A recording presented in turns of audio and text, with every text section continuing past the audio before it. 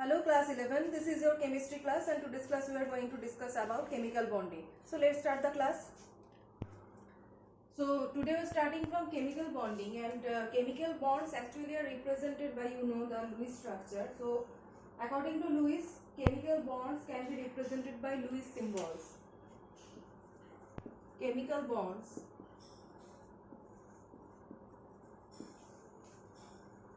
are represented by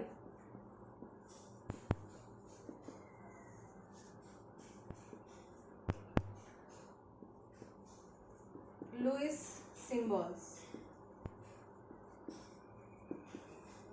So what are Lewis symbols? Actually, suppose you were presenting oxygen atom, okay, atomic oxygen.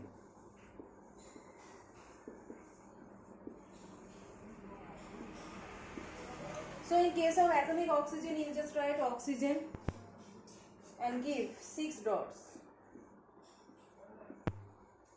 Okay.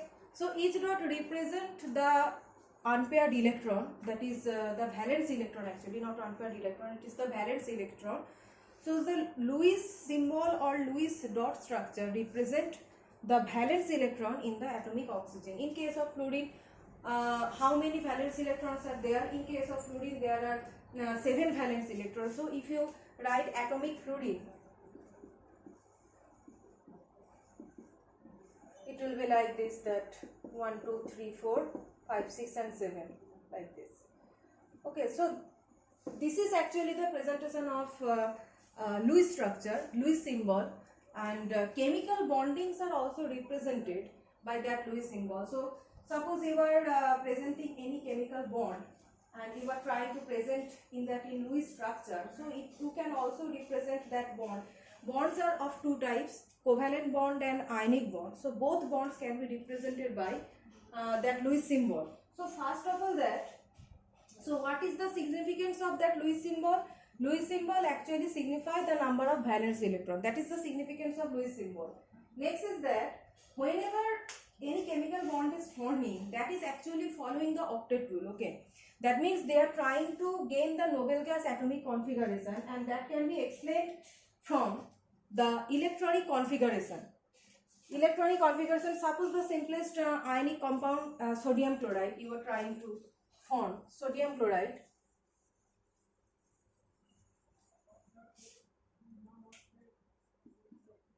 Sodium chloride. So whenever sodium chloride is forming, there are two steps. That is simple, this is sodium, and according to your atomic structure concept, you know that the electronic configuration is 1s2, 2s2, 2p6, 3s1, right? 1s2, 2s2, 2p6, 3s1, and when it removes one electron, it is forming Na plus, and that electron is removed from this 3s orbital, right? So this is the outermost orbital according to above principle, outermost orbital, and electron will be removed from the outermost orbital, that is the valence orbital. So the resulting electronic configuration is 1s2, 2s2, 2p6. So you can see that this is actually the electronic configuration of neon, 10 neon. This is the electronic configuration of neon, 1s2, 2s2, 2p6. That is noble gas configuration. So this is very much stable. Now this removed electron is accepted by atomic chlorine. So the electronic configuration of chlorine is, according to atomic structure, it is 17, it is 11. So 1s2, 2s2, 2p6, 3s2, 3p5. You can see that 3s2, 3p5, 5 plus 2, 7 electrons are there, and it requires one more electron to attain the noble gas configuration. So if it just accepts this removed electron from sodium, then the electronic configuration is going to be Cl minus, then 1s2, 2s2, 2p6, 3s2, 3p6, right? And this is 18 argon. This is 18 argon. So sodium is gaining the electronic configuration of neon, and chlorine is gaining the electronic configuration of argon, both noble gases, and that is very stable configuration. So that's why they are forming the ionic bond. So why ionic bond? Because ionic bonds are formed by the electrostatic interaction between the two atoms. Okay, ionic bonds are formed between the by the electrostatic interaction between the two ions actually. So there is a positive negative electrostatic interaction between this positive ion and negative ion, and that's why NaCl is forming the ionic bond. So that is the actual basis of the formation of ionic bond. So you can see that in case of sodium chloride, when sodium removes one electron, it is forming sodium plus and its charge is plus 1. That is 1 plus. So to neutralize that one positive charge, to neutralize this one positive charge, only one chlorine is sufficient. Next is that if you change the compound, suppose you are trying to understand about calcium fluoride. Okay, so what will be the formula for calcium fluoride? First, I am not writing the molecular formula of calcium fluoride. I am writing in words that calcium fluoride. Suppose you don't know what will be the molecular formula of calcium fluoride.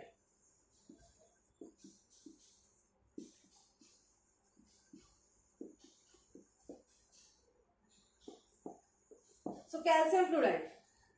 So in case of calcium, what is the electronic configuration? It is 20 calcium, right? So electronic configuration is 1s2, 2s2, 2p6, 3s2, 3p6 and 4s2. Right? This is the electronic configuration of calcium. So 1s2, 2s2, 2p6, 3s2, 3p6, 4s2. So whenever calcium tries to attain the noble gas configuration, what is the nearest noble gas of calcium? Obviously argon. So it will try to attain the noble gas configuration of argon. In the periodic table, if you remember in the periodic table that within that period, the nearest atomic nearest noble gas for calcium is obviously argon. So whenever it tries to attain the noble gas configuration of argon, it is trying to remove 2 electrons. See, here it is 20, here it is 18. So it will try to remove 2 electrons, and after removal of -2 electron, it will form calcium 2 plus. And here the 2 electrons are removed from valence electron, that is the 4s orbital. It is removed. So the resulting electronic configuration is 1s2, 2s2, 2p6, 3s2, 3p6. That is perfect argon configuration. So while sodium was attaining the noble gas configuration of neon just by removal of only 1 electron, but calcium is able to attain the noble gas configuration after the removal of 2 electrons. So it completely depends upon the electronic configuration or number of valence electrons of that particular material. So for calcium, it is the +2 state, right? So for calcium fluoride, now in case of fluorine, the electronic configuration is 1s2, 2s2, 9f, 2p5, right? So 1s2, 2s2, 2p5, and if it accepts 1 electron, then it will be F minus. So now the electronic configuration is 1s2, 2s2, 2p6. So that is 10 neon. It has attained the neon, nearest noble gas configuration. It is stable. Now if you are trying to form the chemical bond, ionic chemical bond between calcium and fluorine, then you can see there is a difference in their charge. That is, calcium is bivalent, 2 positive charge, and here fluorine is univalent, that is 1 negative charge.